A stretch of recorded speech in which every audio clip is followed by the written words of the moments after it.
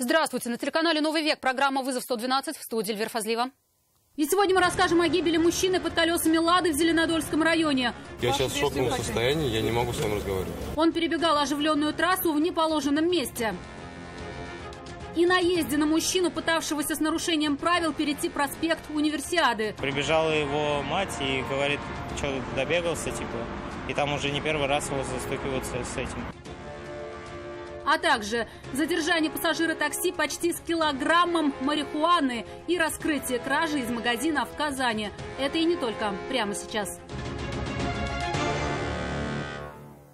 47-летний мужчина погиб на трассе в Зеленодольском районе. Он попал под колеса «Лады» рядом с деревней Ореховка. За рулем отечественной легковушки находился 19-летний молодой человек.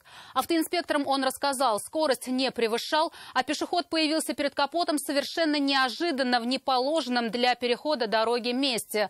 Попытки избежать наезда успехом не увенчались. Сбитого мужчину отбросило от места удара на несколько десятков метров. От полученных травм он скончался на месте происшествия. Я увидела, что лежит, вот машина разбитая. Может, воды привезти, еще что-то. Я не знаю, просто остановился помочь. На трассе Казань-Зеленодольск в 8 часов вечера было оживленно. Плотный поток машин двигался в Казань со стороны Зеленодольска. Поэтому пешеход, решивший перебежать дорогу в темное время суток и вне пешеходного перехода, явно рисковал своей жизнью. Я сейчас в шоковом состоянии, я не могу с вами разговаривать.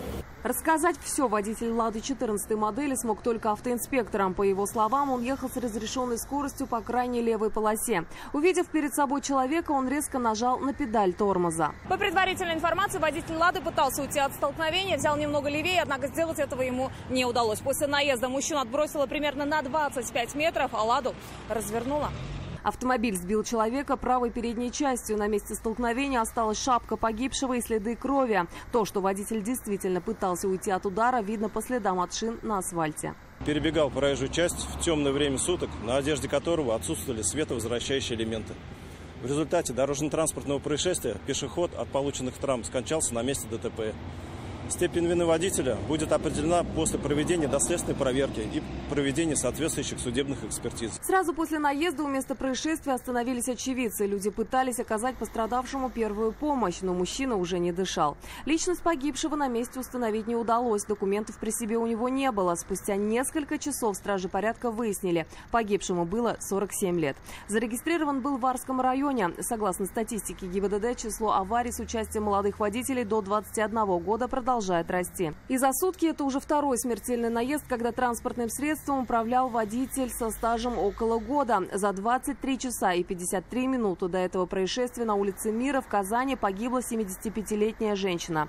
За рулем внедорожника находилась 18-летняя девушка. Как зафиксировали камеры видеонаблюдения, она проехала перекресток с улицы Советская на красный свет, выехала на встречную полосу и помчалась прямо на людей, уже шедших по пешеходному переходу. Две женщины успели отскочить в сторону. Одна увернуться от автомобиля не смогла. Она скончалась в карете скорой помощи. Каждое дорожно-транспортное происшествие связано с молодыми водителями.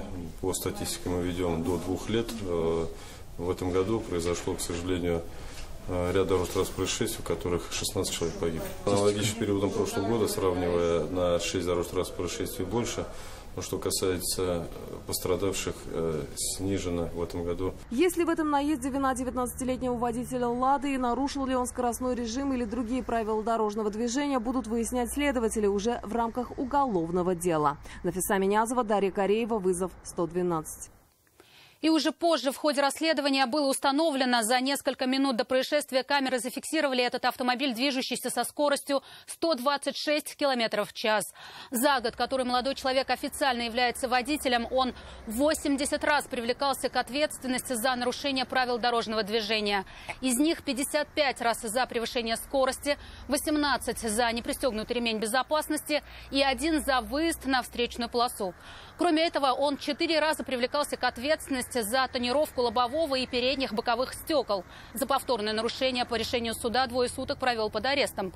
После наезда на автомобиле отсутствовали лобовое и передние боковые стекла, а их фрагменты с тонировочной пленкой лежали на обочине. Как они там оказались, водитель объяснить не смог. А на проспекте Универсиады под колесами «Лады» той же модели оказался сильно нетрезвый мужчина. Он решил перебежать оживленную четырехполосную проезжую часть. Не остановил его и отбойник, разделяющих автомобильные потоки. Он перелез через это препятствие и тут же оказался под колесами автомобиля. Водитель среагировать не успел. Нога, перелом ноги, сказали. Со слов 21-летнего водителя, он ехал с работы по проспекту Универсиады в сторону Аметьевской магистрали. Появление пешехода в этом месте на проезжей части, говорит, не ожидал. Я ехал по левой крайней полосе, получается. Передо мной ехал Seat Leon. И Seat Leon начал тормозить, я начал перестраиваться в правую полосу, и он выбегает. Молодой водитель избежать наезда уже не мог. Удар пришелся в правую переднюю часть отечественной легковушки. Мужчина подлетел вверх и рухнул на асфальт. На место тут же вызвали медиков. Они установили у него перелом ноги и госпитализировали пострадавшего. Мать сбитого рассказала водителю, что ее сын не первый раз таким образом перебегал оживленную магистраль. Пьяный мужчина в сильном состоянии алкогольного опьянения еще лежал и курил сигарету. Прибежала его мать и говорит, что добегался, типа.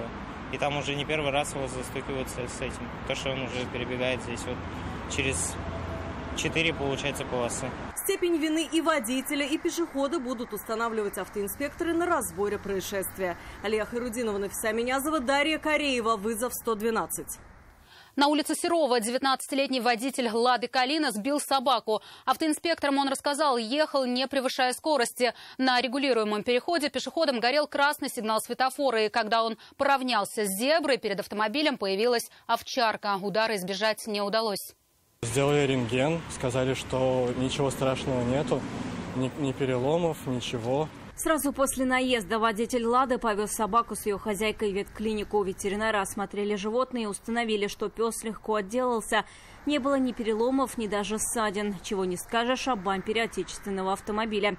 Он получил повреждения. Водитель после произошедшего вернулся на место происшествия и вызвал автоинспекторов. Ехал с разрешенной скоростью 60 км в час, примерно 50.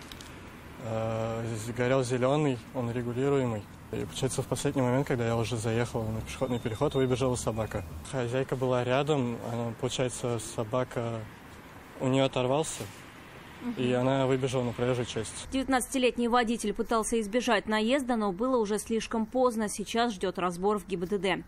Вероника Гайнудинова, Нафиса Минязова, Дарья Кореева. Вызов 112. 34-летнего водителя «Мазды» с признаками алкогольного опьянения задержали автоинспекторы на улице Октябрьская в Казани. От прохождения экспресс-теста на наличие спиртного в организме он отказался, так же, как и от прохождения медицинского освидетельствования в больнице. Но рассказал, что ехал с другом из бани, там выпивали.